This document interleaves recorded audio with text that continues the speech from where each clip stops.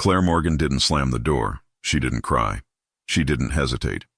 She walked into Leo Conti's private office like she belonged there, because she did, and placed a single folder on the dark wood desk in front of him. Leo looked up from his laptop, expression calm, posture perfect, suit immaculate. The kind of calm that had made men twice his size go quiet in rooms without anyone raising a voice. His eyes dropped to the folder, then to her hand, then to her face. "Claire," he said, like her name was a meeting he hadn't approved. She didn't sit.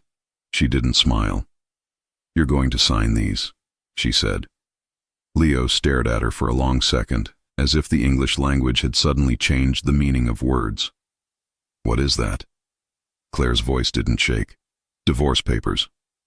The air in the room turned heavy, not with drama, just with reality.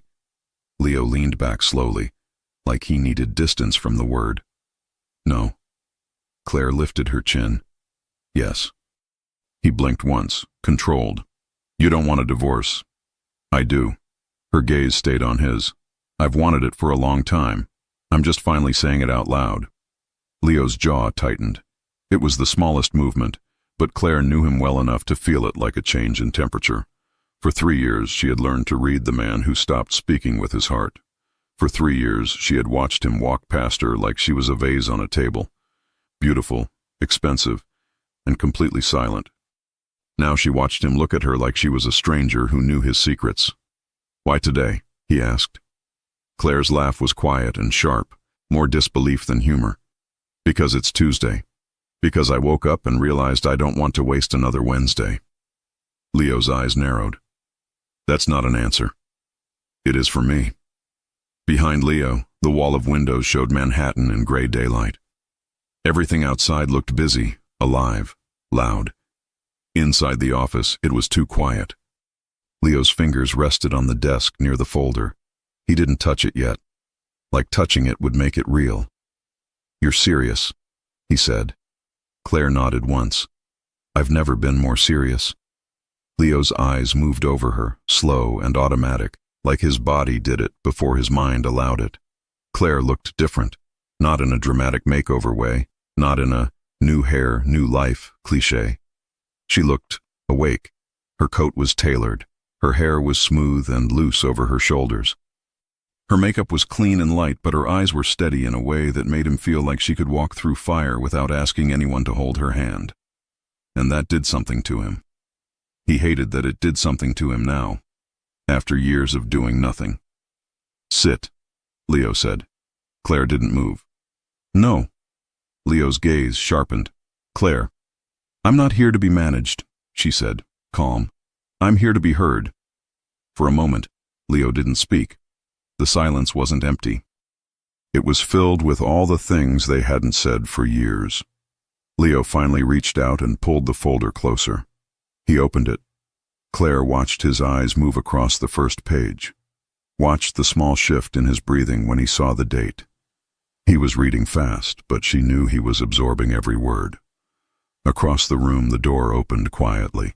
Mason Reed stepped in with a tablet in his hand, walking like he owned the hallway, confidence big enough to wear like a coat, until he saw Claire. He stopped so suddenly his expensive shoes squeaked. "Oh," Mason said. Then, like he couldn't help himself, "Hi, Mrs. Kant." Claire's eyes flicked to him. Mason swallowed and corrected himself instantly. "Hi, Claire." Leo didn't look up. "Out."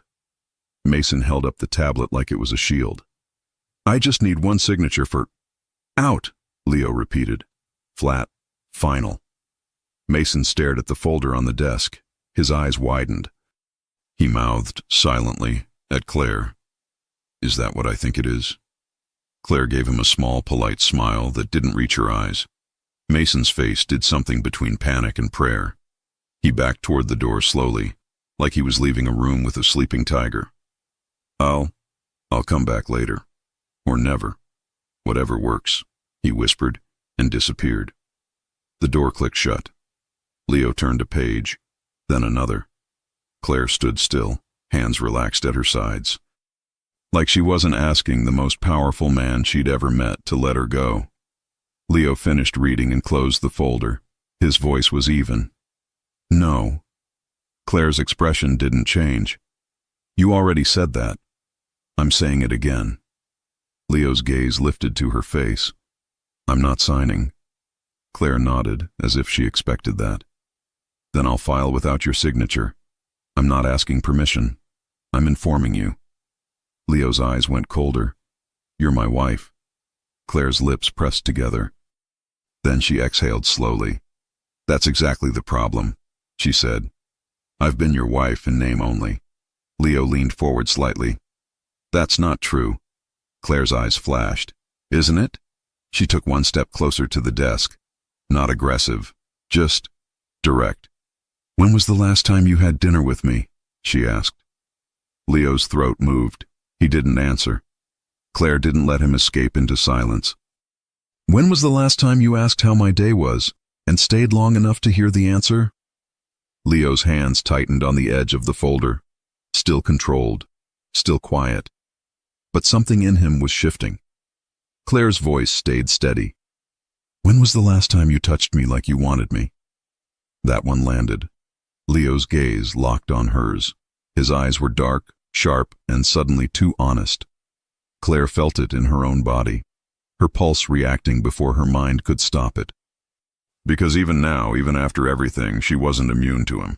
Leo Conti didn't need to raise his voice to fill a room. He just needed to look at her, and for years he hadn't. Claire refused to be the woman who waited in empty rooms anymore. Leo spoke slowly. You know why? Claire's eyebrows lifted. Do I? Leo's jaw flexed. Don't do this. Claire tilted her head. Do what? Speak? Leo's eyes narrowed, a warning. Push me. Claire's smile was small and bitter. I tried not to push you for 3 years. Look where that got us. Leo stood. The movement was smooth, controlled, but it changed everything. He was tall, broad, close enough now that Claire could smell his cologne, clean, expensive, familiar. He came around the desk, stopping a few feet away. Look at me, he said. Claire already was. But something about the command made her spine straighten, like her body remembered what it used to feel like when he was present, when he was hers. I am looking, she said. Leo's voice dropped. Then you know I never stopped. Don't, Claire cut in, firm. Leo froze, eyes flashing. Don't what? Don't tell me you never stopped caring, she said, calm but sharp. Because I lived in the same house as you. I saw you stop. I felt you stop. I listened to you stop. Leo's hands clenched at his sides. You don't understand. Claire let out a soft breath. You always say that. Like I'm a child. Like I'm too delicate for the truth. Leo stepped closer. Claire didn't step back. For a second, they were close enough that a whisper would have felt like a touch. Leo's gaze lowered to her mouth. Claire felt heat rise in her chest, annoyance and desire tangled together like they were laughing at her. Leo's voice was low. You were never delicate. Claire's eyes held his. Then why did you treat me like I couldn't handle you? Leo's jaw tightened again. He looked away for half a second, like the answer was on the wall. Then he looked back. Because loving you openly was dangerous. Claire's expression didn't soften. So you loved me quietly? Leo's eyes hardened. I did what I had to do. Claire nodded slowly, absorbing it.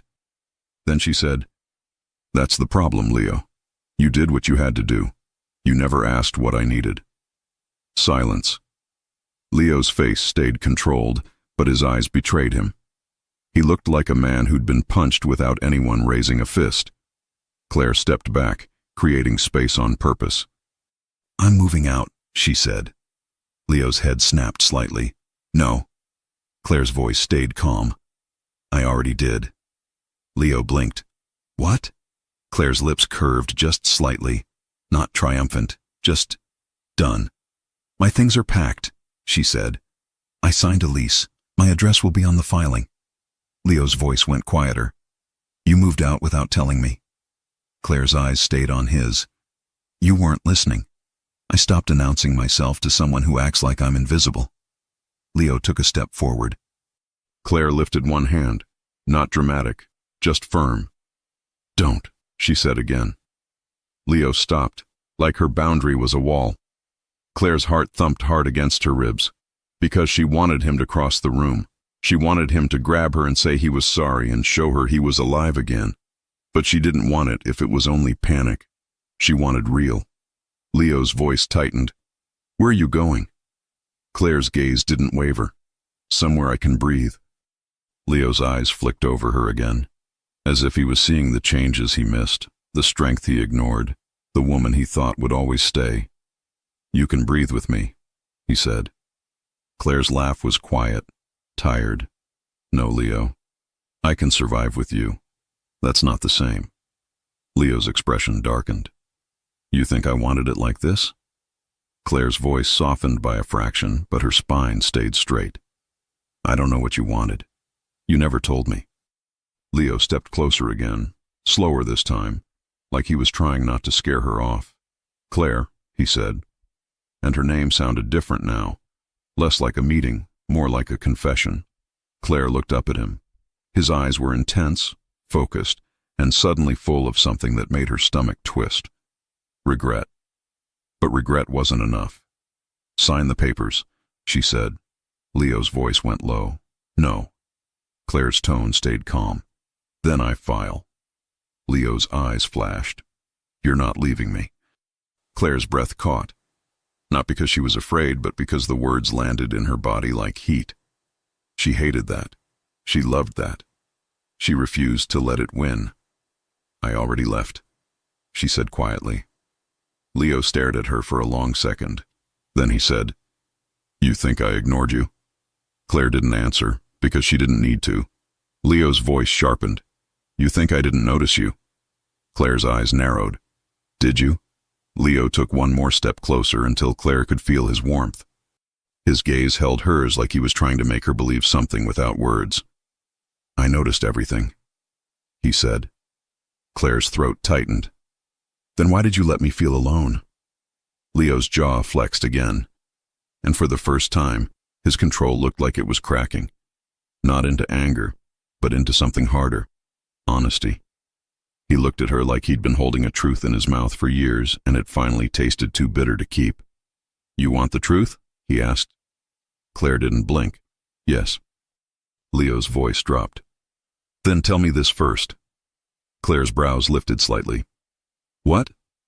Leo's eyes didn't move from her face. Who told you you were alone? He asked. Claire froze. The question didn't make sense at first. Then it did.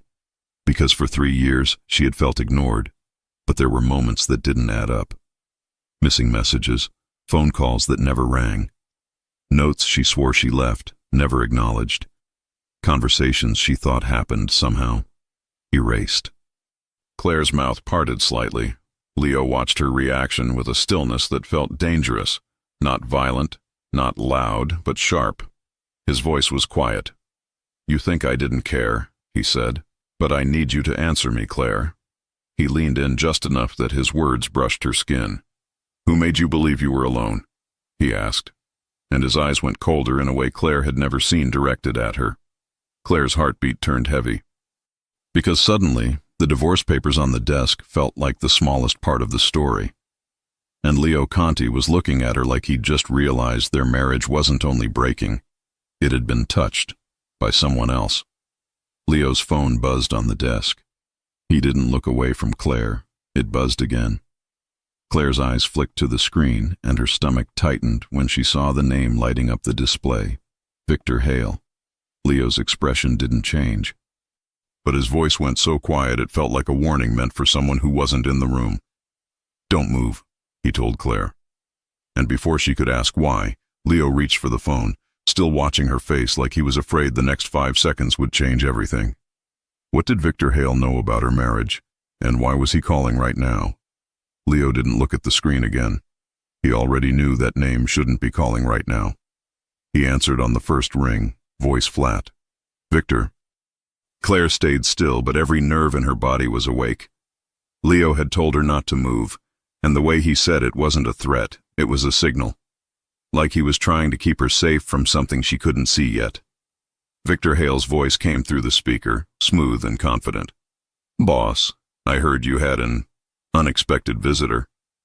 Leo's eyes stayed on Claire's face. "How did you hear that?" A short pause. "Manhattan has ears." Leo's mouth didn't move into a smile, but something in his gaze sharpened.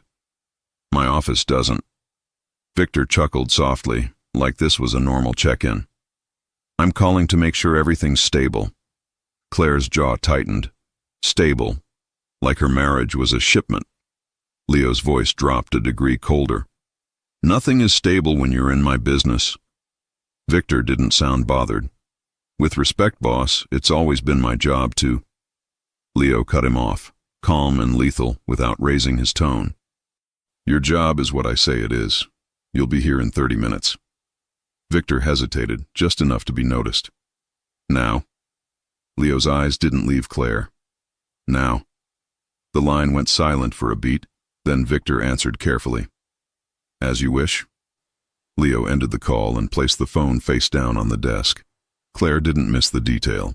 Face down, like he didn't want her seeing anything else. She also didn't miss the way his shoulders stayed tense even after he hung up. "You told him to come here," she said. Leo nodded once. Claire kept her voice steady. "Why does he know anything about me walking into your office?" Leo's gaze held hers. "That's what I'm about to find out." Claire let out a slow breath through her nose. "Leo, I'm not doing mystery games anymore."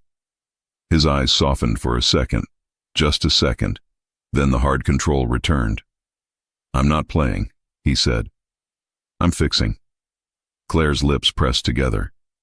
Fixing would have been looking me in the eyes 3 years ago and saying, "Claire, something is wrong and I need you to trust me." Leo's jaw flexed. "I know." She took a small step back, reclaiming space. "I moved out. That part is done." Leo didn't move. "Where?" Claire's eyebrows lifted. "No." His gaze tightened. "Claire." "No," she repeated, calm. "You don't get to demand my address after ignoring my existence." Leo's nostrils flared once, controlled. "I didn't ignore you." Claire gave him a look that made even him pause. "You didn't look at me on our anniversary," she said. "You didn't touch my hand at your charity gala when everyone else's husbands were holding their wives like they were proud. You didn't ask where I went when I started spending weekends away." Leo's throat moved. "I noticed." "And you did nothing," Claire said, plain. "That's ignoring, Leo. You can rename it if you want. I'm not." Silence landed between them. Leo's voice finally lowered. "I didn't do nothing." Claire watched him, careful now. She hated that her heart still reacted when his voice sounded like this. Close, honest, rough at the edges. "What did you do?" she asked. Leo didn't answer right away. Instead, he took one slow step toward her and stopped at a respectful distance, like he was forcing himself not to touch her without permission. "Tell me one thing," he said. "Before you moved out, did you ever try to leave?" Claire froze so fast it felt like the air had changed. Leo's eyes narrowed slightly, not angry, focused. "Answer me." Her fingers curled at her sides. Yes, but admitting it out loud made it real in a way she'd avoided for years. "I tried," she said quietly. Leo's expression didn't change, but his gaze darkened. "When?" Claire swallowed. "A year into all of this. I packed a bag. I called a car." Leo's voice went even lower. "And?" Claire exhaled. "The car never came." Leo's eyes stayed locked on her. "That's not a reason to stay." Claire's mouth turned tight. "I know." Leo took a breath, controlled. "What happened, Claire?" She hated how steady he looked right now, like he could handle any truth. But she was the one who had handled being alone.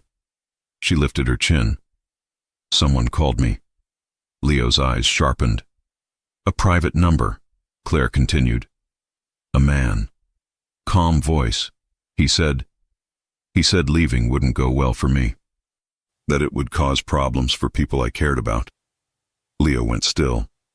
Claire watched the muscles in his jaw shift like he was clenching down on something. "You never told me." he said. I didn't think you'd care, she answered, and then her voice tightened. And if you did care, I didn't think you'd choose me over your world. Leo's eyes held hers, intense and quiet. I always chose you. Claire's laugh came out soft and bitter. You chose silence.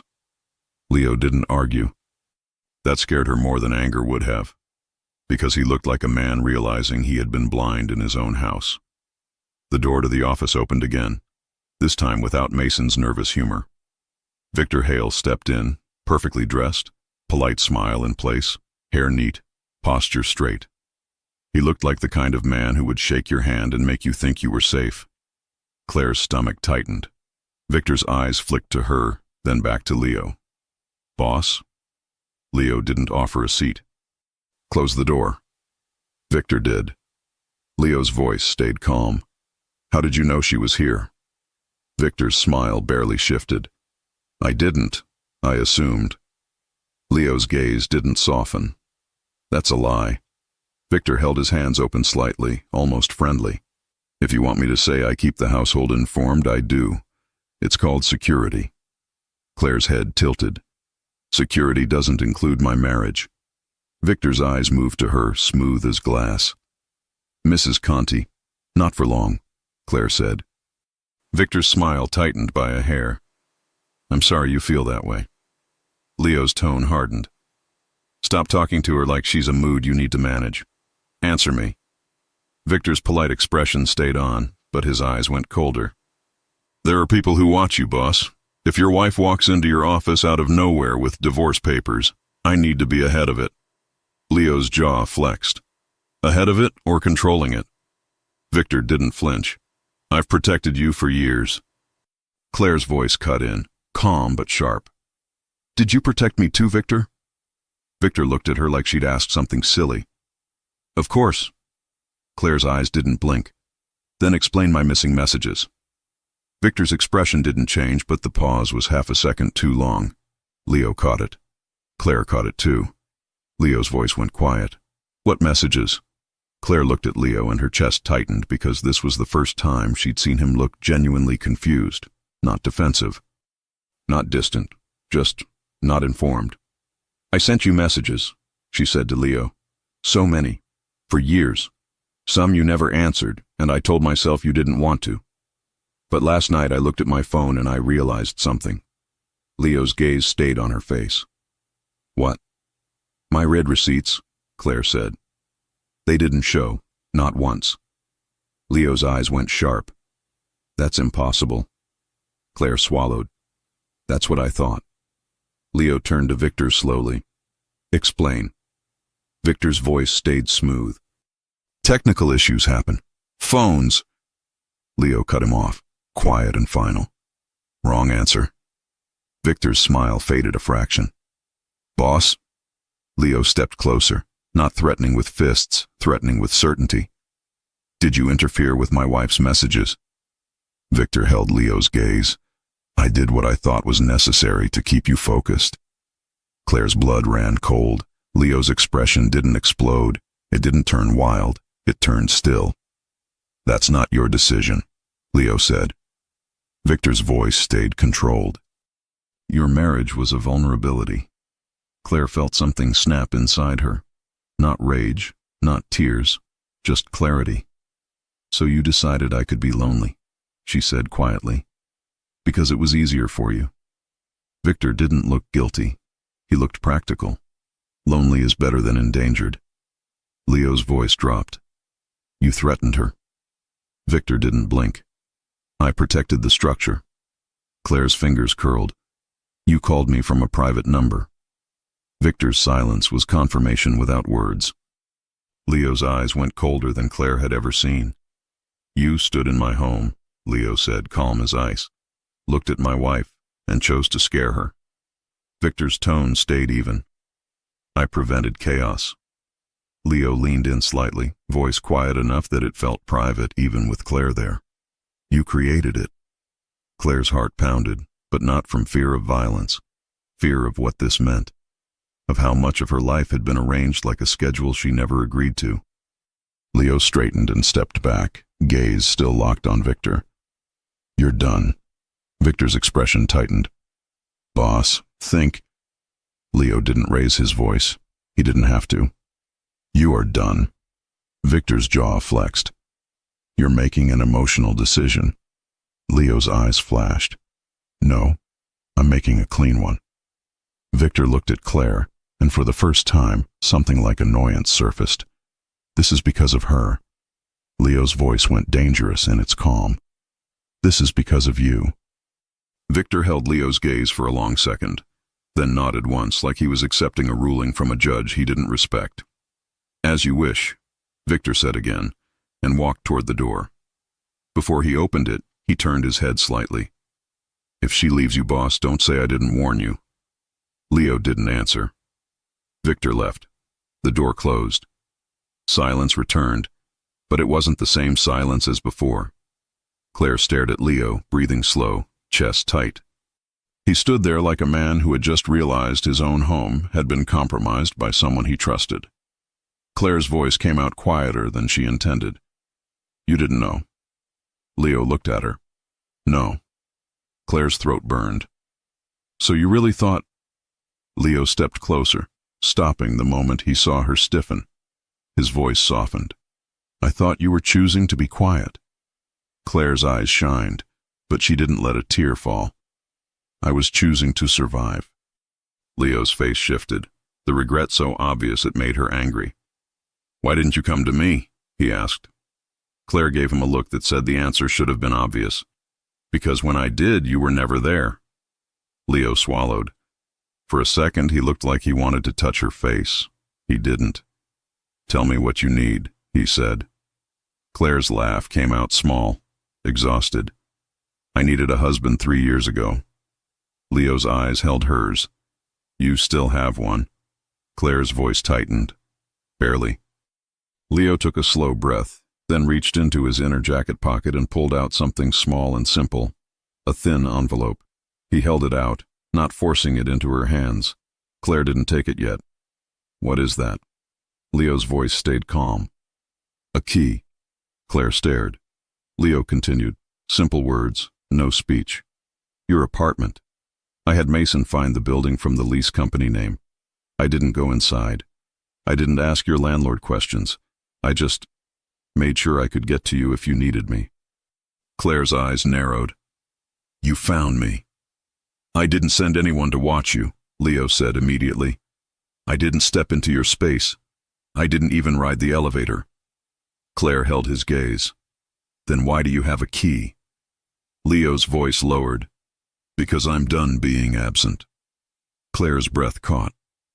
Her body reacted again, heat sliding through her chest in a way she didn't want to admit. But she didn't soften. "Keys aren't the same as trust," she said. Leo nodded once. "I know." Claire finally reached out and took the envelope. Slow, careful, like she was handling something fragile that could cut her if she held it wrong. Her fingers brushed his. The touch was brief, accidental, and it still sent a jolt through both of them. Leo's eyes dropped to her hand, then lifted back to her face, and his voice went lower. "I missed you." Claire's throat tightened. "You were standing in front of me the whole time." Leo's jaw flexed. "I know." Claire looked away for a second, blinking hard. She didn't want to cry in his office. Not now. Not when she had finally reclaimed control. She turned back. "I'm still filing." Leo didn't argue. He just said, "Then let me earn my way back before the court ends us." Claire stared at him, suspicious. "Earn?" Leo nodded. "Not buy. Not control. Earn." Claire exhaled slowly. "And how do you plan to do that, Leo?" His voice stayed steady. "One day at a time. Starting tonight." Claire's eyebrows lifted slightly. "Tonight." Leo reached for his phone, flipped it face up, and held it where she could see it, transparent on purpose. "No private calls," he said. "No filters. No people between us." He tapped the screen, opened his calendar. Mason had filled it with blocks and codes and meetings that looked like a different language. Leo swiped, cleared one. Then another. Then a third. Claire watched, stunned. Leo looked up. Dinner. You choose the place. Claire's chest tightened. Why would I give you dinner? Leo's gaze didn't waver. Because you deserve to look at me across a table and decide if I'm still your husband, or just a mistake you're finally correcting. Claire's mouth parted slightly. The words were simple, but they landed hard because they were honest. She hated that she wanted him right now. She hated that she could still feel his presence like gravity. She forced her voice to stay calm. One dinner doesn't fix 3 years. I know, Leo said. That's why it's only a start. Claire stared at him for a long moment. Then she said, one dinner. Leo's eyes sharpened with something that looked like relief, carefully controlled. Claire lifted one finger. But you answer my questions. Leo nodded. All of them. Claire's voice went quiet. And you don't touch me unless I ask. Leo's jaw flexed, but he nodded again. Understood. Claire turned toward the door, ready to leave before her emotions betrayed her. Leo's phone buzzed in his hand. Claire didn't mean to look, but the screen lit up right in front of her. A message preview flashed across the top. From Victor Hale. She shouldn't be alone. I handled it before. Don't make me handle it again. Claire stopped walking. Her blood turned cold. Leo's eyes lifted to hers at the exact same time, and in that moment Claire realized something terrifyingly simple. Victor Hale wasn't done with her marriage. He was still inside it. And Leo Conti had just shown her his phone, without realizing it would reveal a threat that wasn't supposed to exist. Claire didn't breathe until she was out of the office, standing in the hallway where the air felt less heavy. Leo followed her, close enough to be present, far enough to show he remembered her boundary. He didn't grab her arm. He didn't block her path. He just walked beside her, eyes fixed on the message that still glowed in his mind like a warning he couldn't erase. Claire held the elevator call button down harder than she needed to. Leo watched her finger. You saw it. Claire didn't look at him. You showed it to me. I didn't know he'd be stupid enough to write it, Leo said. The elevator dinged. The doors slid open. Claire stepped in first. Leo stepped in after her, not too close, shoulders squared, calm face. Except his eyes weren't calm anymore. They were focused. The doors closed, cutting the hallway away. Claire stared at the changing numbers like they could steady her heart. Leo's voice stayed low. He said, I handled it before. Claire's throat tightened. That's what I read. Leo's jaw flexed. Tell me exactly what handled it means. Claire swallowed. The private number, the call, the warning. Leo's hands tightened at his sides. He didn't yell. He didn't swear. But the silence that followed felt dangerous in a different way, like he was making decisions in his head that would change people's lives. Claire didn't want to be a reason for chaos. She just wanted peace. You promised, she reminded him, voice steady. No people between us, no controlling, no threats. Leo looked at her. I can't promise to do nothing when someone threatens you. Claire's eyes narrowed. I didn't ask you to do nothing. I asked you to stop treating my life like a project. The elevator reached the lobby. The doors opened. Leo stepped out first, scanning automatically, then glanced back at her like he was checking in without words. Claire hated that part of her, liked it. The part that remembered what it felt like to be protected without being reduced. They walked through the marble lobby in silence. Outside, the city moved like it always did. People hurried. Taxis honked. Life kept going. Claire reached the curb and lifted her hand for a cab. Leo didn't stop her. Dinner still stands. Claire's laugh came out tight. After that message? Especially after that message, Leo said. Claire turned her head slightly. Because you want to keep me where you can see me. Leo didn't deny it. He simply said, because I want to earn your trust where you can see me. A cab pulled up. Claire opened the door and paused, not getting in yet. You can't erase 3 years with one dinner. I'm not trying to erase it, Leo said. I'm trying to face it. Claire stared at him. Leo's voice softened just enough to feel real. Pick the place, not mine. Claire hesitated. Then she named a place without thinking too much, because it was neutral, public, and familiar to her. Stonewell, she said. West Village. Leo nodded once. 8. Claire slipped into the cab before her heart could change its mind. The moment the door shut, she watched him through the window. Leo didn't wave. He didn't chase the cab. He just stood there with that stillness that made him feel like a storm holding itself back. And Claire hated that a part of her wanted to run back and touch his face and ask him why he let them die while they were still alive. She leaned her head back against the seat and closed her eyes. Stonewell at 8. One dinner, one start, or one final proof that she was right to leave. At 7:58, Claire walked into Stonewell wearing a simple black dress that fit her like she'd chosen it for herself, not for anyone else. Clean lines, bare shoulders, a small gold necklace, hair down. She didn't choose it to tempt Leo, but she knew it would. Because the truth was messy. She wanted him to want her. She just didn't want him to win her with hunger alone. Stonewell was warm and modern, with soft lighting and dark wood, the kind of place where people talked quietly and laughed like they didn't have heavy secrets. Claire gave her name at the host stand. The host smiled. Right this way. As she walked, she felt eyes flick toward her, then away. Not because she was famous, because she looked like a woman who belonged anywhere. They reached a corner table, and Leo was already there. He stood the moment he saw her. Not dramatic, not showy. Just respectful. Claire stopped for half a second because something in her chest tightened. He looked good, that was the problem. He looked like the man she married. Tailored suit, crisp white shirt, no tie, collar open just enough to feel personal. His hair was neat, his watch caught the light, and his eyes. His eyes locked on her like he'd been starving, and only now realized he'd been the one refusing food. Claire slid into the chair. Leo didn't sit right away. He waited until she settled, then sat across from her. A waiter arrived with water. Leo didn't order for her. He didn't speak for her.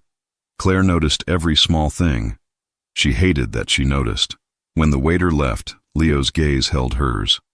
Thank you for coming. Claire nodded once. It's one dinner. I know, Leo said. I'm not pretending it's more. Claire studied him. Are you going to talk, or are you going to look at me like that until I forget why I'm angry? Leo's mouth almost curved. Almost. I deserve the anger. Claire's eyes narrowed. That's not an answer. Leo leaned back slightly, hands visible on the table. I'm going to talk. Claire lifted her chin. Good. Leo's phone buzzed. Claire's eyes flicked to it before she could stop herself. Leo didn't hide it. He glanced at the screen and slid the phone face down again without replying. Claire's voice went flat. Victor? Leo nodded once. Yes. Claire's stomach twisted. He's not stopping. Leo's voice stayed steady. No. Claire held Leo's gaze. And you're still calm. Leo's eyes sharpened. I'm calm because I don't want you to feel fear at this table. Claire scoffed softly. You should have wanted that 3 years ago. Leo's jaw tightened. I did. Claire didn't let him escape into that. Then explain the ignoring. Leo didn't flinch. He didn't deny it. He simply said, I handled it wrong. Claire blinked. The directness caught her off guard. Leo continued, voice low and controlled. I thought distance would keep you safe. Claire's brows lifted. Distance from your own wife? Leo's gaze didn't waver. From attention, from leverage, from people who watched me. Claire's laugh was sharp. People watched you anyway. Leo nodded once. Yes. Then what did it accomplish? Claire asked. Leo's eyes held hers. It made you lonely. It broke us. It gave Victor space to do things I didn't know he was doing. Claire's throat tightened at the way he said her loneliness out loud, like it mattered. The waiter returned to take their order. Claire ordered a simple dish. Leo ordered after her. No changes, no special treatment. When the waiter left, Claire leaned forward slightly. Tell me about the messages. Leo's gaze sharpened. Mason spent all afternoon digging into it. Claire's eyes narrowed. Digging how? Leo adjusted, careful. He checked records from my side. He checked my phone history. He found gaps. Not mistakes. Gaps. Claire's chest tightened. Leo continued. Messages that should have come through didn't. Calls that should have shown up didn't. Claire's fingers curled lightly around her water glass. So you didn't just ignore them? Leo shook his head once. No. Claire swallowed hard. And you never wondered why I stopped trying? Leo's eyes flicked down for a fraction, then back up. I did. I thought you were punishing me. Claire let out a breath that sounded like disbelief. Punishing you? Leo nodded. I thought you were saying, fine. If you're distant, I'll be distant too. Claire's voice tightened. I was begging you. Even when I stopped texting, I was begging you with silence. Leo's expression shifted. Regret, sharp and real. I know. Claire stared at him, and for a second, the anger wobbled. Not because it disappeared, because she saw what she'd wanted to see for years. A man actually listening. Where was that version of you? She asked quietly. Leo's voice went lower. Buried under stupid decisions and the wrong advisor. Claire's eyes narrowed. So Victor is the villain and you're the victim. Leo's gaze stayed steady. I'm not a victim. I'm responsible. I let him close. I trusted him.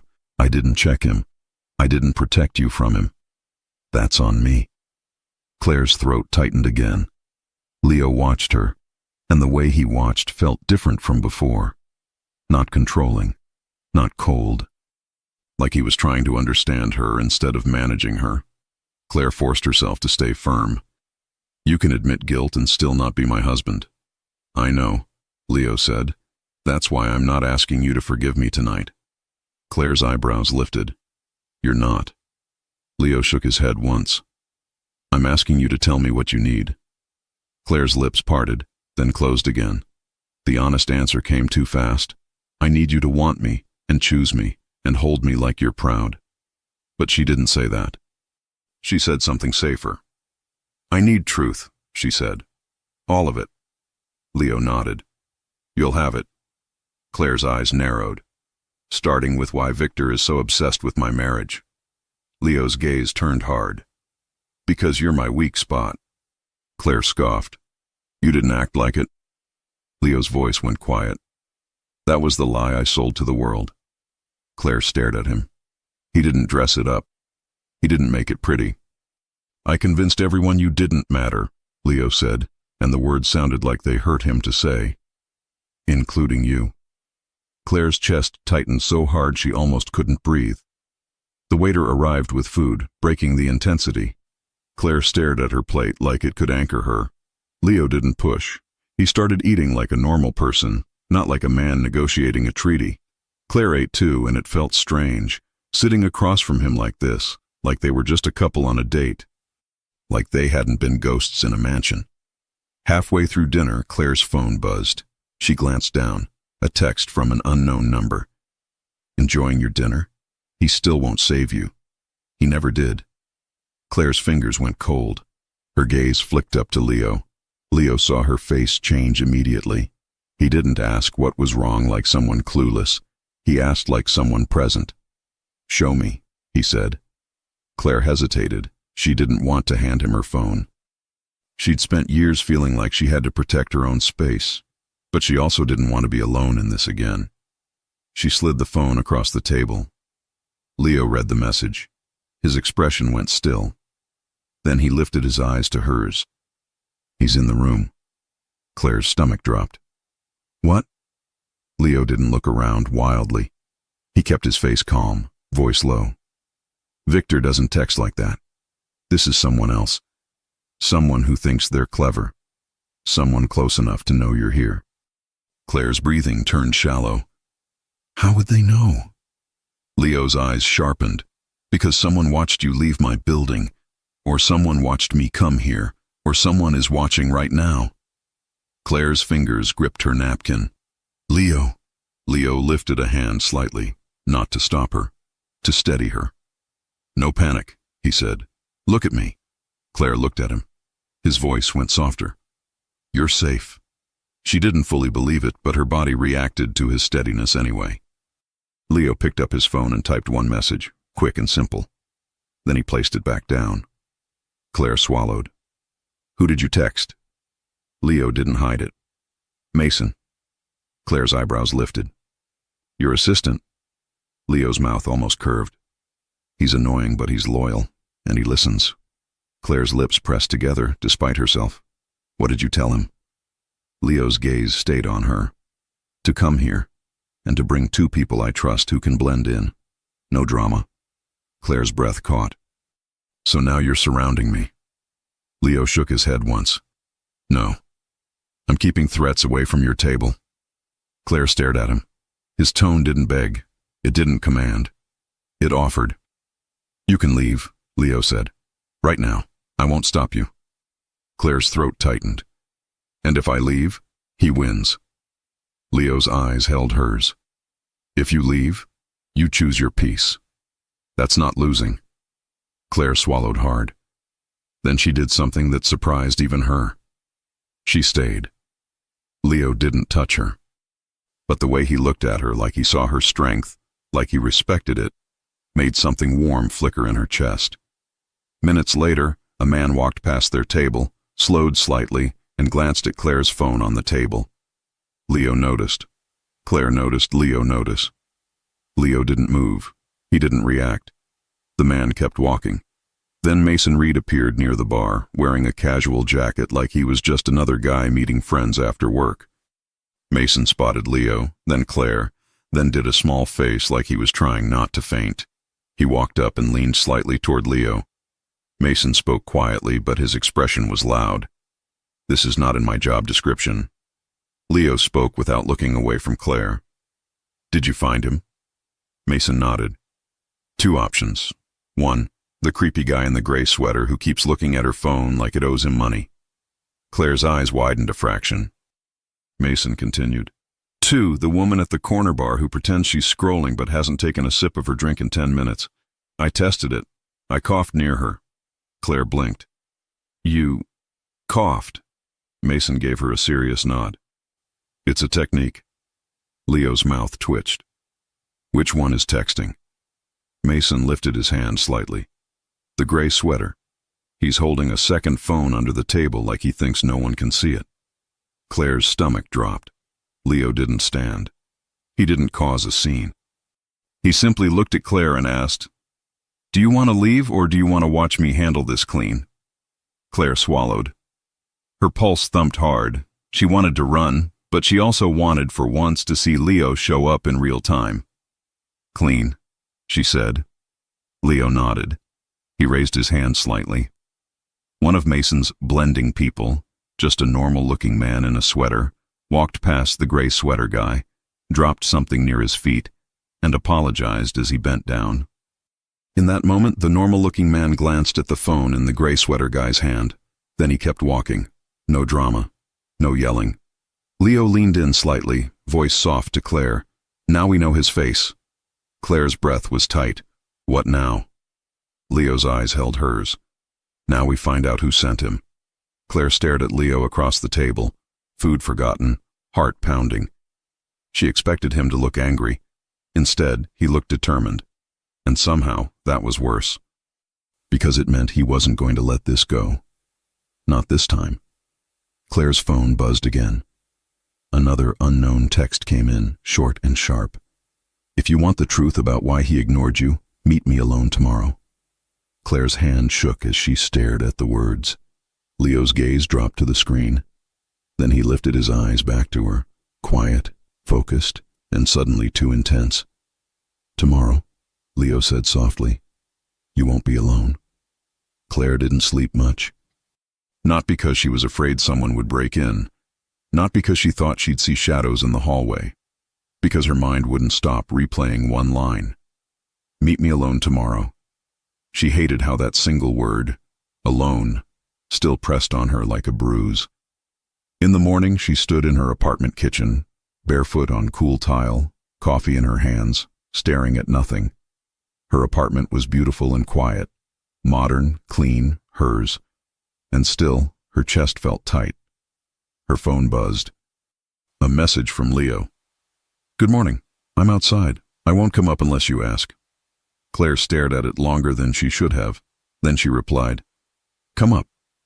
2 minutes later, there was a knock. Not aggressive, not impatient. Claire opened the door. Leo stood there holding a small bakery bag and 2 coffees like a man trying to learn how to be normal. He looked at her bare feet, her loose sweater, her hair slightly messy.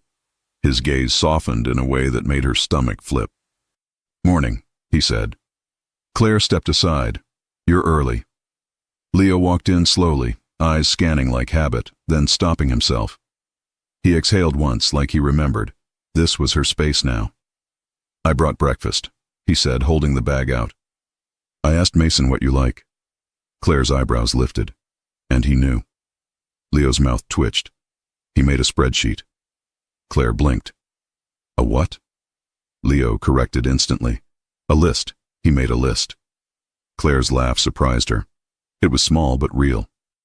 Leo watched her laugh like it mattered more than any business deal he'd ever closed. Claire took the bag. What did he pick? Leo's tone went dry. Everything. Claire peeked inside and found 2 things she hadn't had in years because no one remembered she loved them. Cinnamon twists and small lemon pastries. Her throat tightened. Leo didn't gloat. He didn't act proud. He just said quietly, I should have remembered myself. Claire swallowed. Yes. Leo's gaze held hers. I'm trying to be the man who remembers. Claire turned away before her face could betray her. They ate at her kitchen island, the morning light soft across the counter. Leo didn't talk too much. He didn't fill the silence with speeches. He asked simple questions. How did you sleep? What do you have today? Do you feel safe here? Claire answered carefully. Then she asked, Do you think I should meet whoever texted me? Leo's jaw tightened. No. Claire's eyes narrowed. That wasn't my question. Leo exhaled. I think they want to separate you from me so they can control the story. Claire's voice stayed calm. And if they're telling the truth? Leo's gaze sharpened. If there's truth, you'll get it without walking into a trap alone. Claire held his gaze. So you'll come? Leo nodded once. If you want me there. Claire's pulse jumped at the way he said it. Not as a demand, as a choice. Claire looked down at her coffee. I don't want your men there. Leo's tone stayed steady. Then there won't be a crowd. Just me and Mason, somewhere far enough that he can't interrupt with coughing techniques. Claire snorted softly. Leo watched her, and his voice lowered.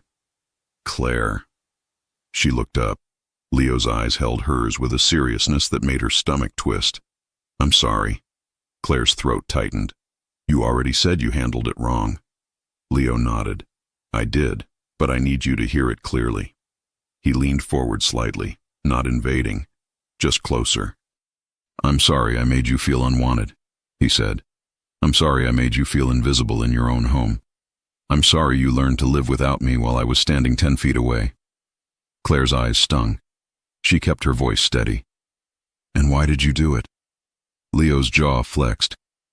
Because I believed the wrong person. Because I thought I could control risk by controlling distance. And because I thought I could carry it alone. Claire's voice went quiet. You carried it alone and it still reached me. Leo nodded. Yes. The silence that followed wasn't empty. It was heavy with everything she wanted to ask and everything she feared to hear. Claire's phone buzzed again. A location, a time. 12:30, Riverside Park, bench by the boathouse. Claire's fingers tightened around the phone. Leo read it from her face. That's public. Claire nodded. So they want me exposed. Leo's voice went low. Or they want to watch how you react. Claire swallowed. I'm going. Leo didn't argue. He just said, I'm coming. Claire's eyes narrowed. Not behind me, not hiding. Leo nodded. Beside you, if you allow it. Claire looked at him for a long second. Then she said, beside. Leo's expression softened. Relief contained inside control. Right then, the intercom buzzed. Claire frowned. She rarely got visitors. She pressed the button. Hello? A voice came through, polite, bright. Claire Morgan? Delivery. Claire's chest tightened. I didn't order anything. Signature required, the voice said. Leo's gaze sharpened. Claire looked at him. I'm not expecting a package. Leo's voice stayed calm, but his eyes went cold. Don't open the door. Claire hesitated, then nodded. Leo walked to the door, not rushing, not panicking, and checked the peephole. His expression didn't change, but his voice went lower. No uniform, no company logo. Claire's stomach dropped. Leo stepped back from the door and pulled out his phone. He typed one message. Then he looked at Claire. Go to your bedroom. Claire's eyes narrowed. No, I'm not hiding in my own apartment. Leo's gaze held hers. Then stand behind the island where you can see the door, but you're not in front of it.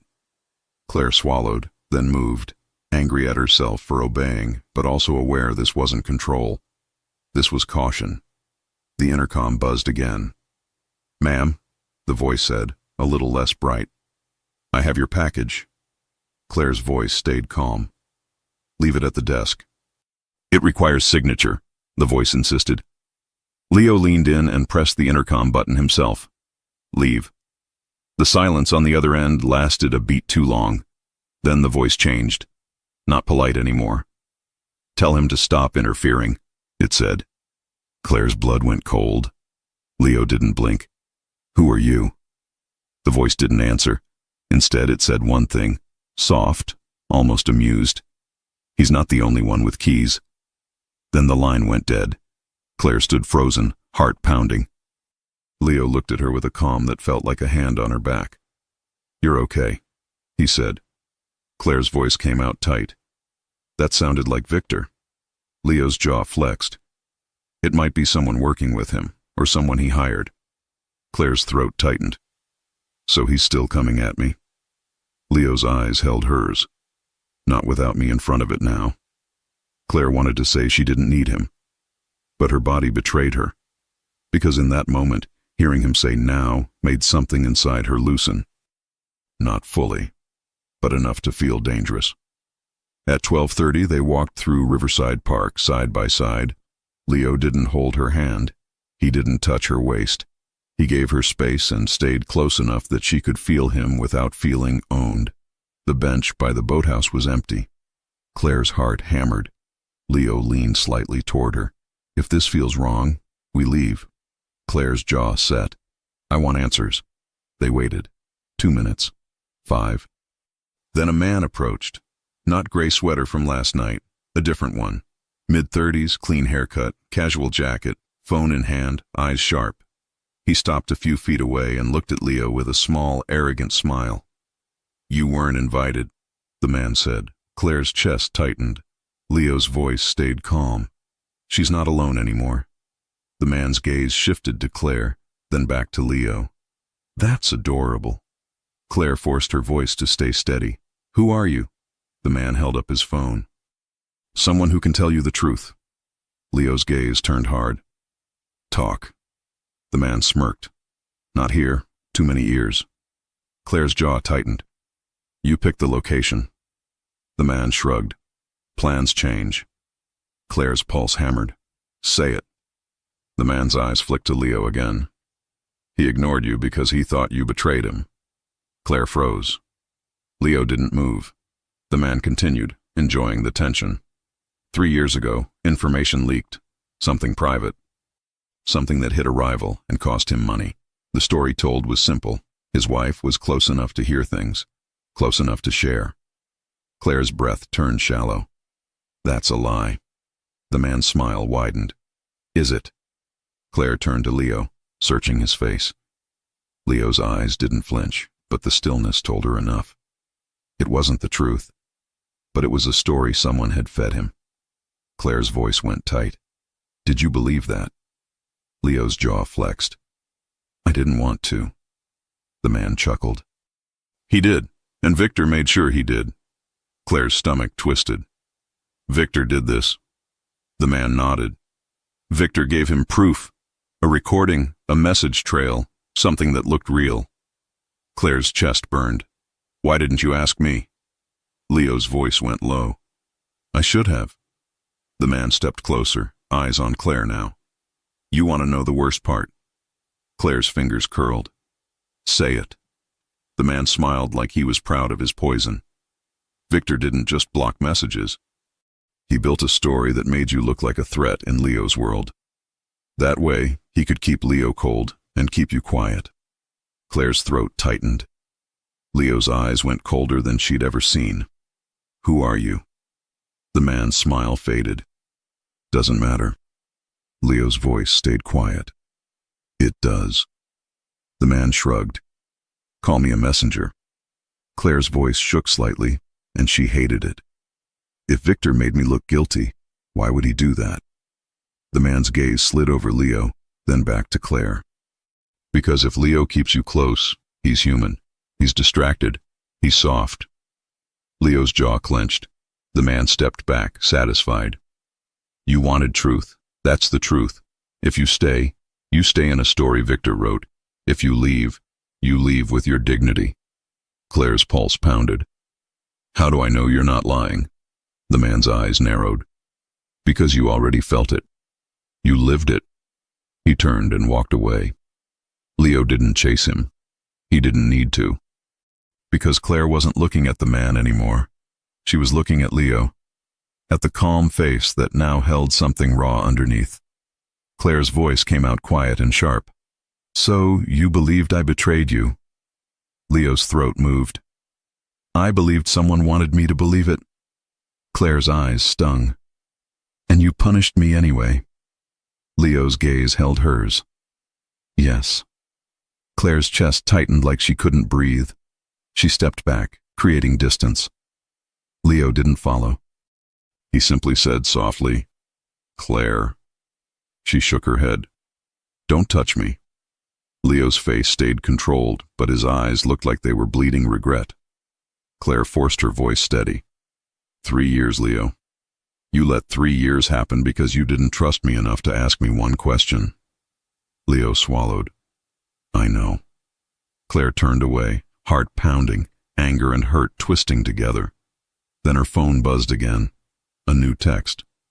He still won't tell you the whole truth. Ask him about the night you almost left. Claire's blood went cold. She stared at the screen, then slowly lifted her eyes to Leo.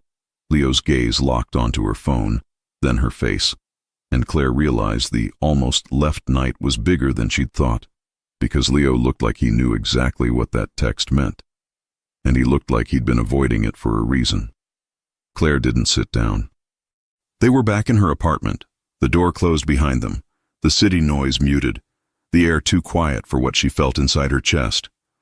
Leo stood a few feet away, hands relaxed at his sides, posture controlled, but his eyes were different now, darker, heavier, like he was carrying something he didn't want to set down. Claire held her phone up. Explain. Leo didn't ask what she meant. He already knew. Claire's voice shook slightly, and she hated that it did. Ask him about the night you almost left, she read. What does that mean, Leo?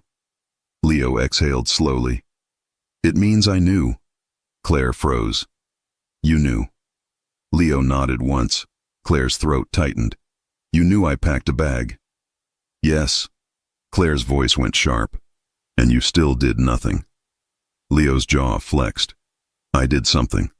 Claire's eyes narrowed. What? Leo's gaze held hers, and his voice lowered like he was stepping into a truth he'd avoided. I stopped you.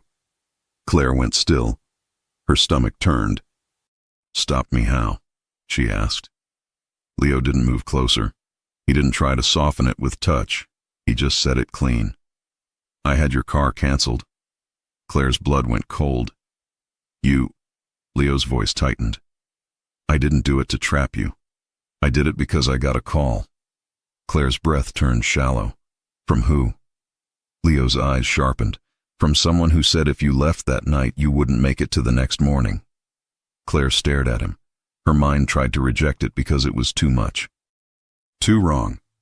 Claire's voice went quiet. So you chose to keep me in a house where you ignored me. To keep me alive. Leo's jaw clenched. Yes. Claire's eyes stung.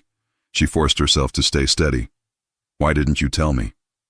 Leo's voice was low and raw. Because I was afraid you'd leave anyway. Claire's laugh came out broken. So you treated me like a prisoner. Leo flinched at that word, just a little. I treated you like a secret I didn't want anyone to touch. Claire shook her head. That's still not love. Leo's gaze held hers.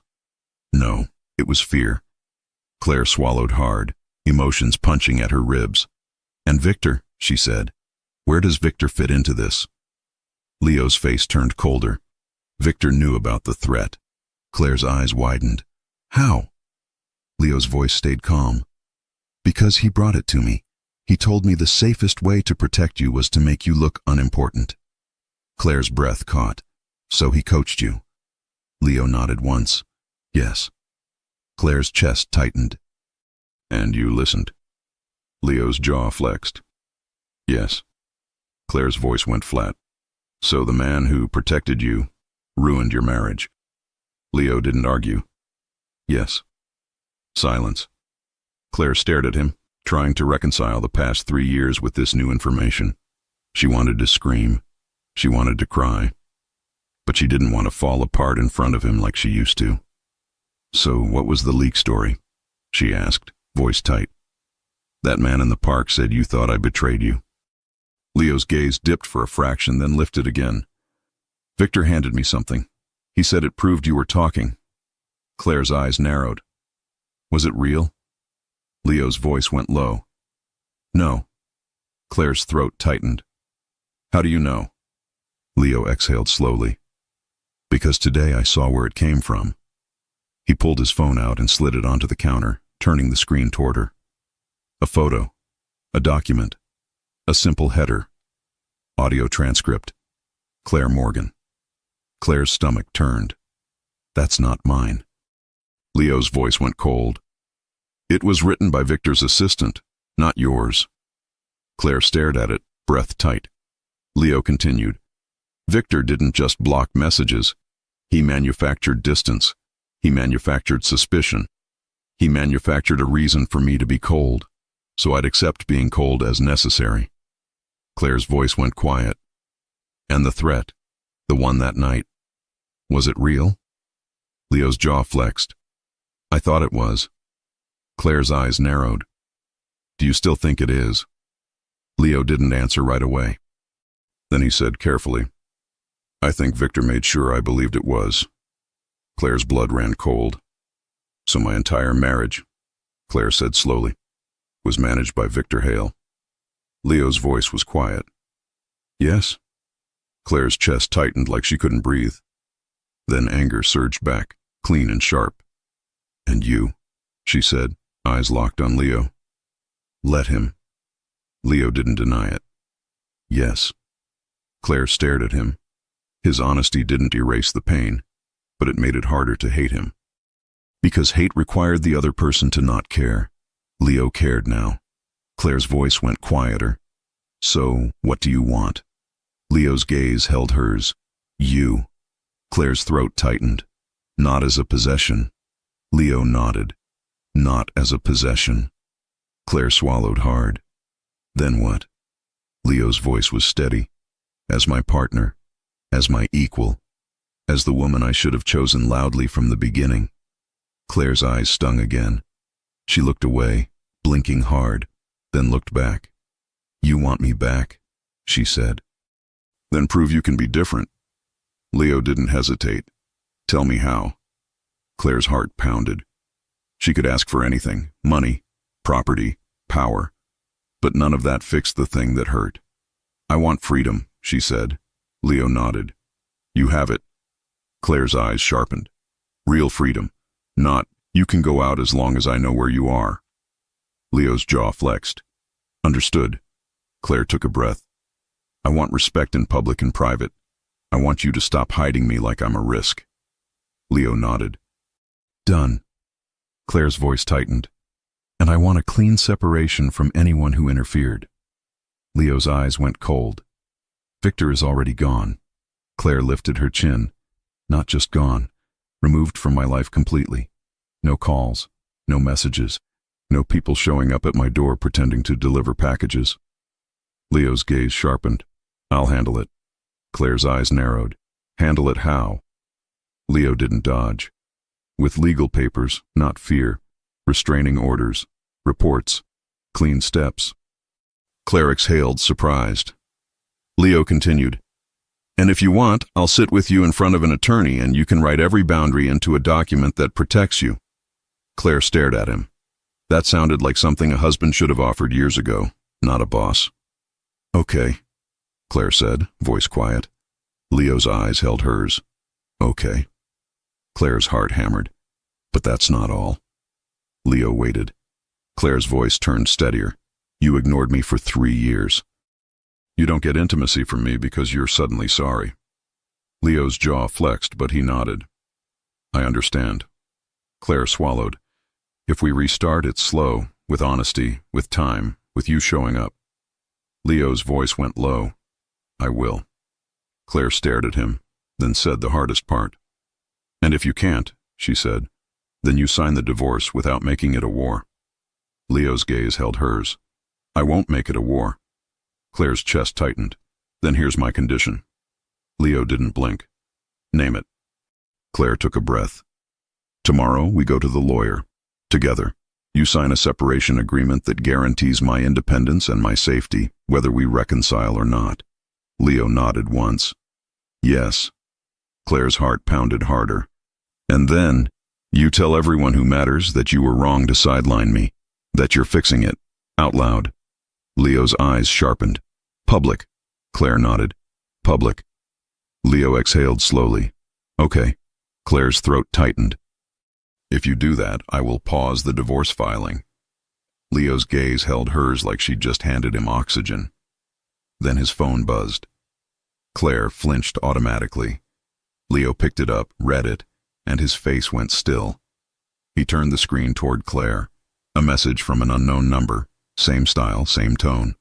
"Nice conditions. Too bad you won't get to keep them. Check your mailbox." Claire's stomach dropped. Leo's voice went low. "Don't move." Claire's eyes narrowed. "I'm not hiding." Leo's gaze held hers. "Then we do it together." They walked into the hallway. Claire's mailbox was slightly open. That wasn't normal.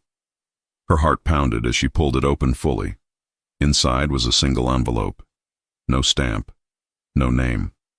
Just 3 words written neatly on the front. "Read alone, Claire." Her hands trembled. Leo's voice was quiet. "Give it to me." Claire's jaw set. "No, it's mine." Leo didn't fight her. He just said, "Steady. Then open it here, with me." Claire swallowed hard. She tore it open. Inside was one photograph. A photo of her taken this morning in her kitchen, barefoot, holding coffee, looking at her phone. Claire's blood turned cold, because the angle was wrong, too close, too intimate. Someone had been near enough to see inside her home. At the bottom of the photo, a message was printed in clean letters. "You can't pause what's already in motion." Claire didn't let the photo fall. She held it like it weighed 1,000 pounds, staring at her own image in her own kitchen the moment she thought she was alone. Her voice came out tight. "How?" Leo's gaze locked onto the photo, then onto the hallway around them. His face stayed calm, but his eyes had that sharp focus again, like he was measuring every detail. "I don't know yet," he said, "but I will." Claire swallowed hard. Someone was inside. Leo shook his head once, controlled.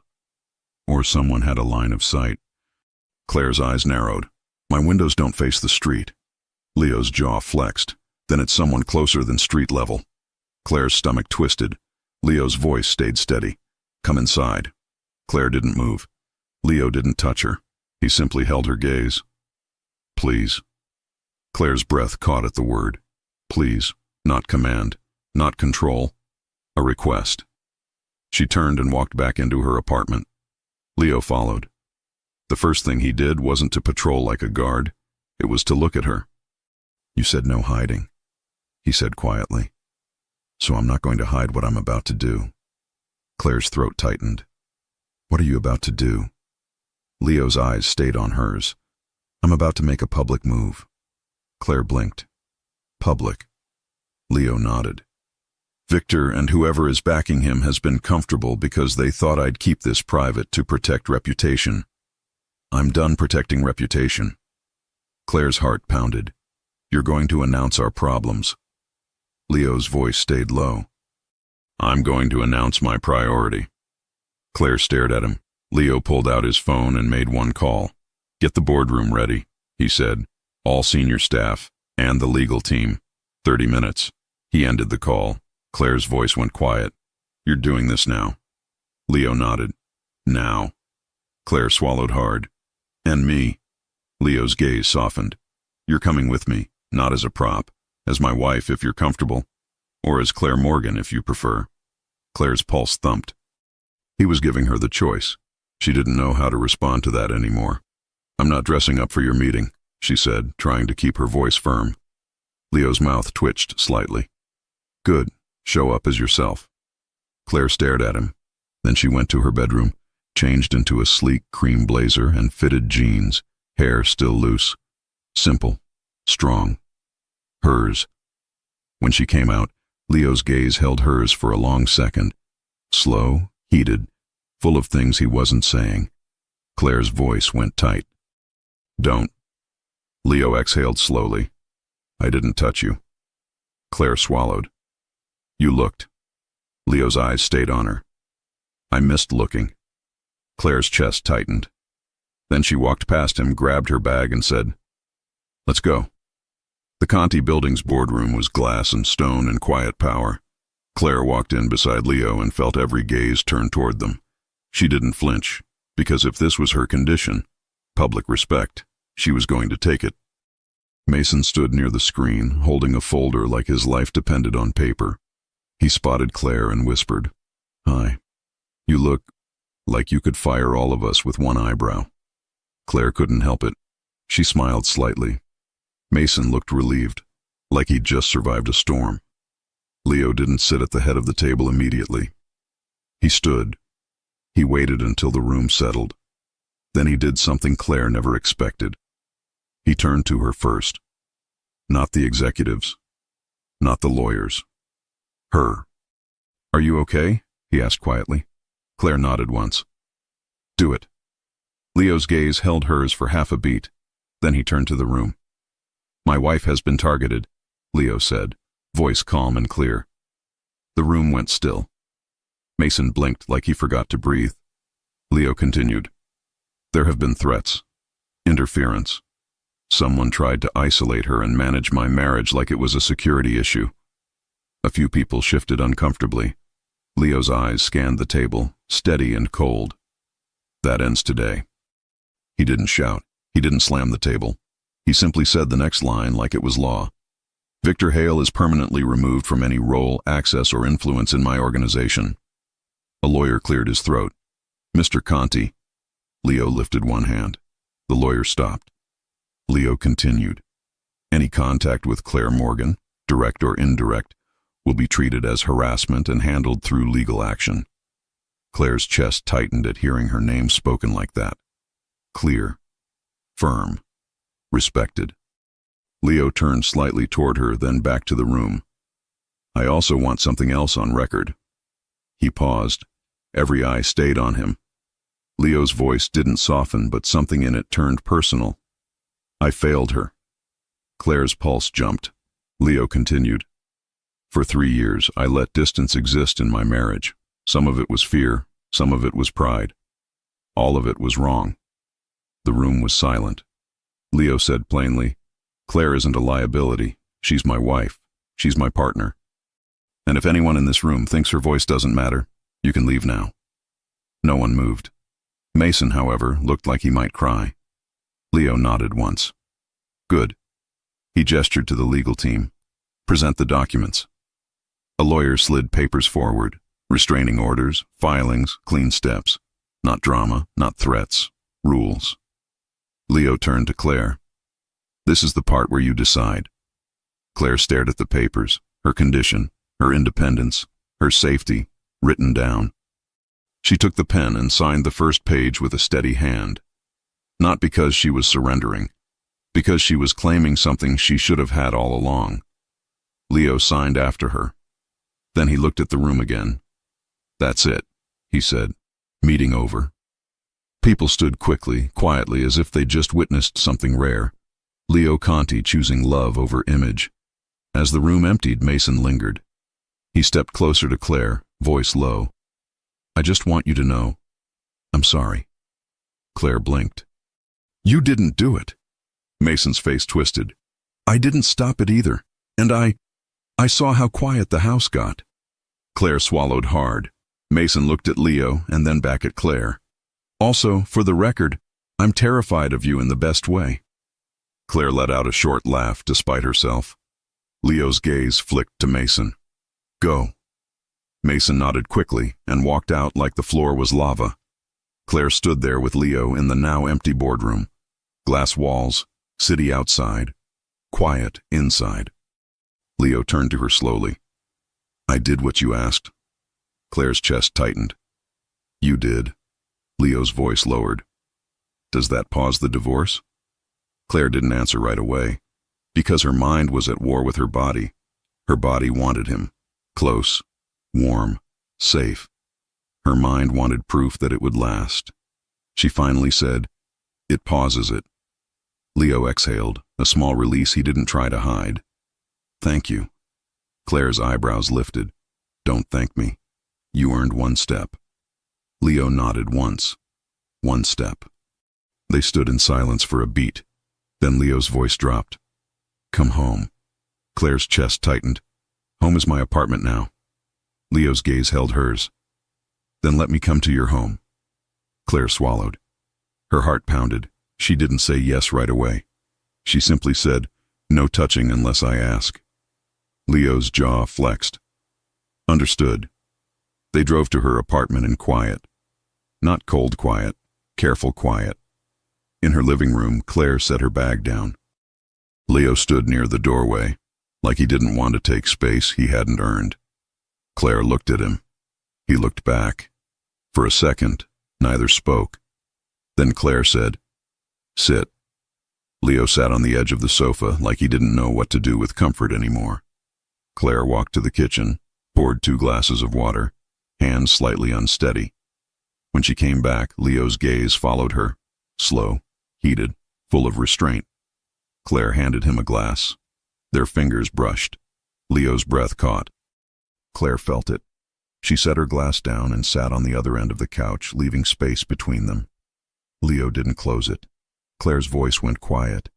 3 years is a long time. Leo nodded once. "I know." Claire swallowed. "I still feel things." Leo's gaze held hers, intense. "So do I." Claire's pulse jumped. She forced herself to stay steady. "Feelings aren't enough." Leo's voice stayed low. "No."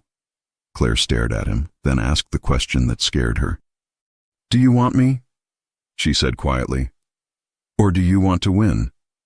Leo didn't hesitate. "I want you." Claire's throat tightened.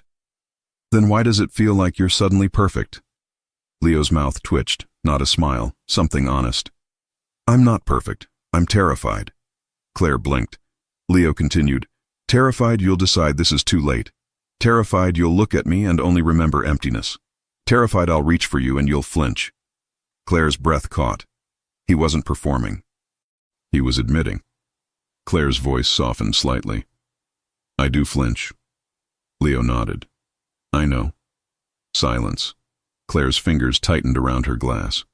"Come closer." Leo froze for half a second.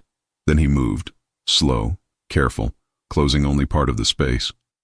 He stopped and looked at her, asking without words. Claire's voice came out quiet. "Closer." Leo moved again, stopping when his knee was inches from hers. He didn't touch her. He just looked at her like he'd been waiting for permission for years. Claire's heart pounded. She lifted her hand and placed it on his cheek. Leo went still, breath catching, eyes dark. Claire felt the warmth of his skin, the roughness of his jaw, the small tremble he tried to hide. "Leo," she whispered. He leaned into her touch like it was water and he'd been thirsty too long. Claire's voice shook slightly. "Don't make me regret this." Leo's eyes held hers. "I won't." Claire swallowed hard. "Kiss me." Leo didn't move instantly. He waited one beat. watching her face, making sure. Then he leaned in and kissed her softly, slow, controlled, like he was trying to rebuild trust with his mouth. Claire's breath caught. The kiss wasn't wild. It was warm. It was careful. It was real. Claire's fingers slid into his hair. Leo's hand hovered near her waist, hovered, then stopped, waiting. Claire nodded slightly. Leo's hand settled against her side, light pressure, respectful. Claire felt desire flare through her body, sharp and familiar. She pulled back just enough to look at him. Leo's eyes were dark, mouth slightly parted, breathing heavier. Claire whispered, "This doesn't erase anything." Leo's voice was rough. "I know." Claire swallowed. "But it makes me remember why I stayed so long." Leo's gaze softened. "I'll make you glad you stayed." Claire's heart pounded. Then his phone buzzed. Claire froze instantly. Leo didn't reach for it. He looked at her instead. "Do you want me to check?" Claire's throat tightened. "Yes." Leo picked it up, read the screen, and his expression turned still. He turned it toward her. A notification from the building's security desk. Unidentified individual asked for access to Claire Morgan's floor. Name given, Victor Hale. Claire's blood ran cold. Leo's voice went low. "He's here." Claire's body went tight like a wire. Leo didn't move fast. He didn't rush to the door like a man chasing drama. He stood and faced her, voice calm, eyes locked on hers. "Tell me what you want," he said. "Right now." Claire swallowed. Her heartbeat hammered. "Is he alone?" she asked. Leo glanced at the message again. The desk didn't say. Claire's voice went tight. "I don't want him near me." Leo nodded once. "He won't be." Claire's throat tightened. "I don't want you to threaten him either." Leo's gaze held hers. "Then I won't threaten him. I'll remove him." Claire blinked. "Remove." Leo's voice stayed steady. "With the law, with witnesses, with cameras, clean." Claire swallowed hard and nodded once. "Okay." Leo looked at her like he was taking instructions from the only person who mattered. "Stay here. Lock the bedroom door. Or come with me and stand behind me. Your choice." Claire's chest tightened. She refused to hide like she used to. "I'm coming," she said. Leo nodded once. "Behind me." They walked out into the hallway together. Leo kept his body between her and the elevator area without making it look dramatic. Just natural. When they reached the lobby, the front desk staff looked tense. And there he was. Victor Hale. Perfect suit. Perfect hair. Perfect calm face like he belonged anywhere. Victor's eyes flicked to Claire, then to Leo. His mouth formed a polite smile. "Boss?" Leo didn't answer the greeting. He stepped forward, voice quiet and clear. "You're trespassing." Victor's smile didn't change. "I'm here to talk." Claire's stomach tightened. Leo's gaze stayed cold. "Not with her." Victor's eye slid to Claire again, smooth as oil. "Claire, I just want you to understand something." Claire's jaw set. "I understand plenty." Victor's smile tightened. "Do you?" Leo spoke over him, calm and final. "Security." Two building security staff walked over immediately. Not intimidating, just present. Victor's expression sharpened. "This is unnecessary." Leo's voice didn't rise. "You threatened my wife. You interfered with her communication. You attempted access to her home. This is beyond unnecessary. It's done." Victor's eyes flicked to Claire. "He's playing hero now. Don't fall for it." Claire's blood boiled, but she kept her voice steady. "You're the one who played puppet master." Victor's smile faded for the first time. "You were protected." Claire took a step forward, then stopped, because Leo's hand lifted slightly, reminding her. Behind him. Claire exhaled slowly. "You protected yourself. You wanted control. You wanted him cold." Victor's jaw flexed. "Because cold keeps him alive." Leo's eyes turned sharper. "Enough." He looked at the security staff. "Remove him." Victor's calm mask cracked. "You think this fixes it?" You think the 3 years disappear because you said sorry in a boardroom? Leo didn't react like Victor wanted. He simply said, "No, I think I'll spend the rest of my life proving I can do better." Victor's eyes flicked to Claire, anger flashing now. "He'll fail. He always does." Claire's chest tightened. Then she did something she didn't expect from herself. She stepped out from behind Leo, just enough to be seen. Her voice came out clear. "He might fail, but he won't fail alone anymore." Victor stared at her. Claire's chin lifted. "I'm not your project. I'm not your story. I'm not your leverage." Victor's mouth tightened. "You think you're safe?" Claire's eyes held his. "I think you're finished." Security guided Victor toward the door. Victor didn't fight them physically. He fought with words, with looks, with poison. As he passed Leo, he leaned slightly, voice low. "You'll regret choosing her," Victor murmured. Leo didn't blink. "I regret not choosing her sooner." Victor's eyes narrowed. Then he was gone, the glass doors closing behind him like a clean cut. Claire stood in the lobby, heart pounding, hands trembling slightly. Leo turned to her immediately. Not to celebrate, not to claim victory, to check on her. "Are you okay?" he asked, voice quiet. Claire nodded, swallowing hard. "I think so." Leo's gaze softened. "Do you want to go upstairs?" Claire's chest tightened. "Yes." They rode the elevator in silence. Not cold, just full. In her apartment, Claire locked the door behind them. Then she leaned back against it, breathing out like she'd been holding her breath for years. Leo stood a few feet away, waiting. Claire looked at him. His suit jacket was still perfect, but his eyes weren't. They were honest, tired, regretful, devoted. Claire's voice came out quiet. "I'm shaking." Leo nodded once. "I know." Claire swallowed. "Come here." Leo froze for half a second like he couldn't believe he'd heard it. Then he walked to her slowly. Claire lifted her arms. Leo stepped in and wrapped her gently, careful at first, then tighter when she leaned into him. Claire pressed her face into his chest, breathing him in. Warm fabric. Clean cologne, familiar heartbeat. Leo's hand slid up her back, slow and soothing. "I've got you," he murmured. Claire's throat tightened. "You didn't for 3 years." Leo's voice went rough. "I know." Claire pulled back just enough to look at him. "So prove it now." Leo's eyes held hers. "How?" Claire swallowed hard. "Be here. Tonight. Tomorrow. When it's boring. When it's hard. When there's nothing dramatic happening." Leo nodded once. "I will." Claire's voice softened. "And don't punish me for being strong." Leo's gaze sharpened, sincere. "I love that you're strong." Claire's breath caught, because that was what she needed to hear. Not that he needed her, that he respected her. Claire's fingers slid to his collar, tugging him closer. Leo didn't rush. He waited.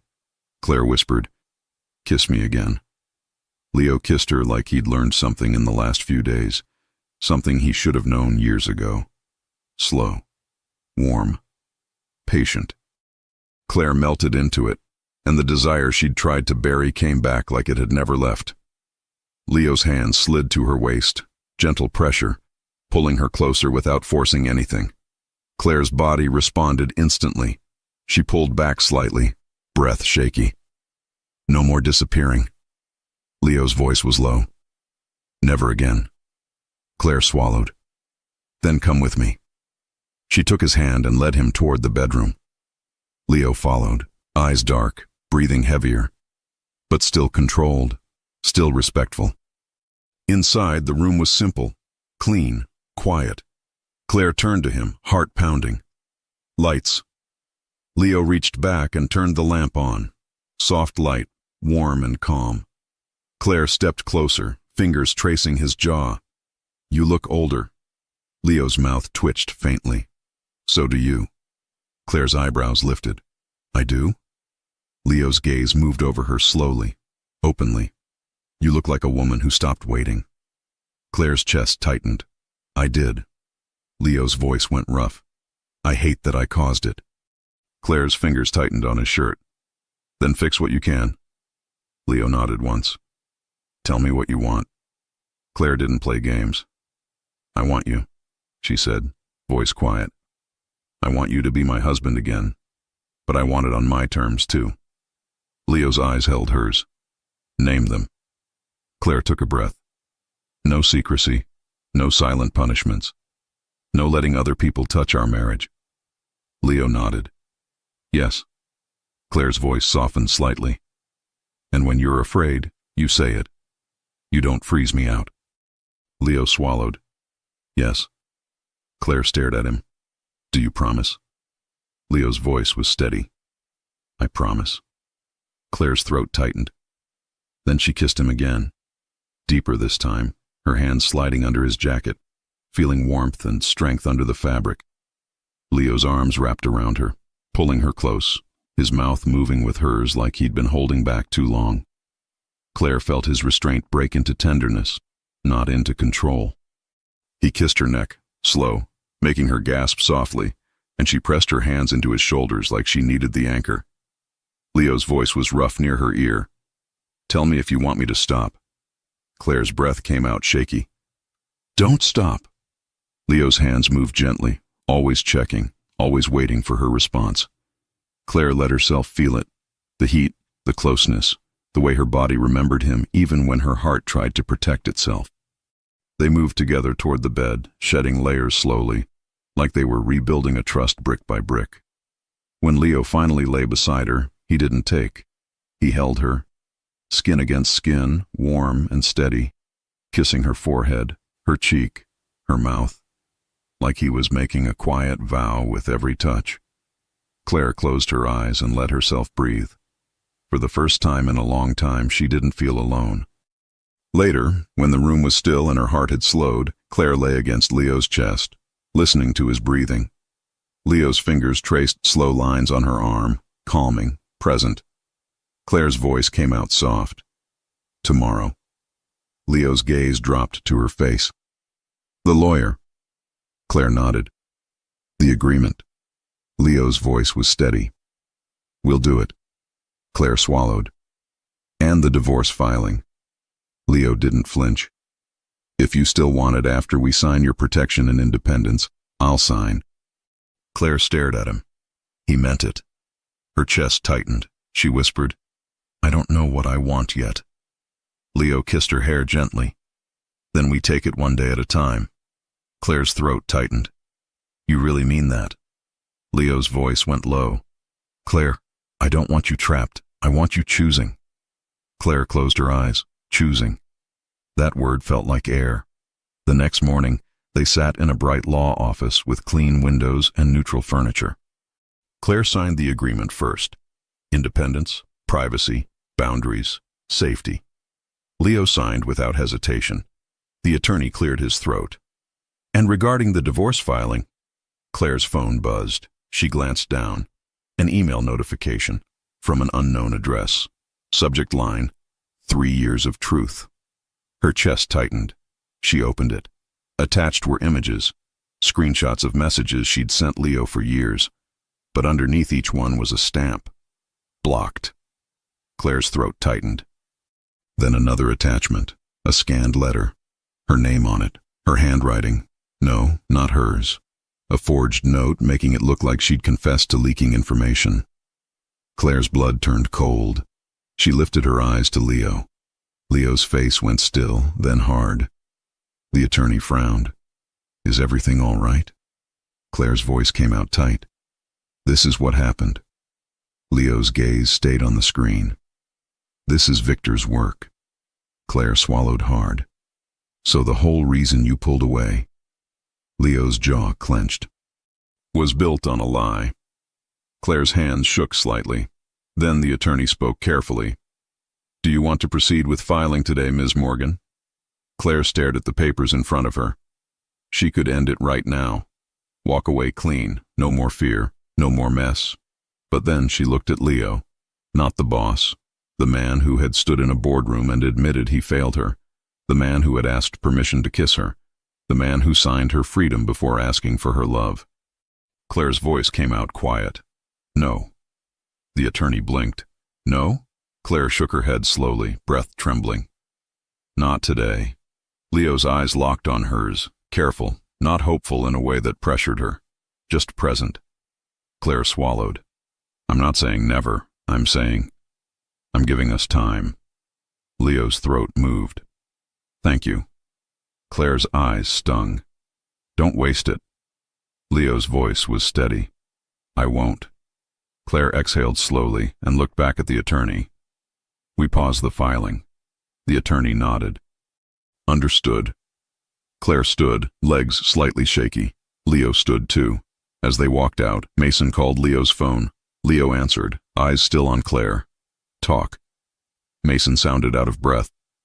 We found the guy from Riverside Park. He's cooperating. He admitted Victor paid him to lure her alone. Claire's stomach turned. Leo's voice stayed calm. Good. Send it to legal. Mason exhaled. Also, small update. Victor is trying to leave the country. Claire's heart pounded. Leo's eyes went cold. He won't. He ended the call and looked at Claire. Claire's voice came out quiet. Is this going to get worse? Leo stepped closer, not touching, just close enough that she could feel him. His voice was steady. No, because I'm not hiding anymore. Claire swallowed hard, then she nodded once. Okay. Leo's eyes softened. Okay. 6 months later, Claire stood in the Conti mansion's kitchen in bare feet again, by choice this time, not because she was waiting for a life to happen.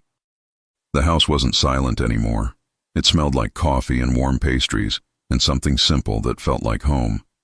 Leo walked in wearing a plain sweater and jeans, hair slightly messy, holding a small paper bag. Claire lifted an eyebrow. What's that? Leo's mouth curved into a real smile. I remembered. He pulled out cinnamon twists and lemon pastries. Claire's throat tightened. He stepped closer and kissed her cheek. Soft, familiar, easy. Claire leaned into him. You're learning. Leo wrapped an arm around her waist, gentle and warm.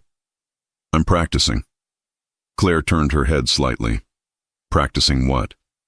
Leo looked at her like the answer was obvious now. Being the man who chooses you out loud, he said. Claire's eyes softened. She slid her hand into his and squeezed once. Good, she said, because I'm choosing you too. Leo's gaze held hers, steady and full. Then his phone buzzed on the counter. Leo didn't reach for it immediately. He looked at Claire first. Do you want me to check? Claire smiled slightly. After breakfast. Leo's mouth curved. After breakfast. And as he pulled her closer, Claire realized the best part wasn't that he regretted losing her. It was that he finally understood how to keep her, without ever taking her freedom again. But when the phone buzzed a second time, and the name on the screen flashed, unknown number, Claire's smile faded just slightly. Because even in a happy ending, life always tried to test what you'd rebuilt. And this time, Claire and Leo would face it together.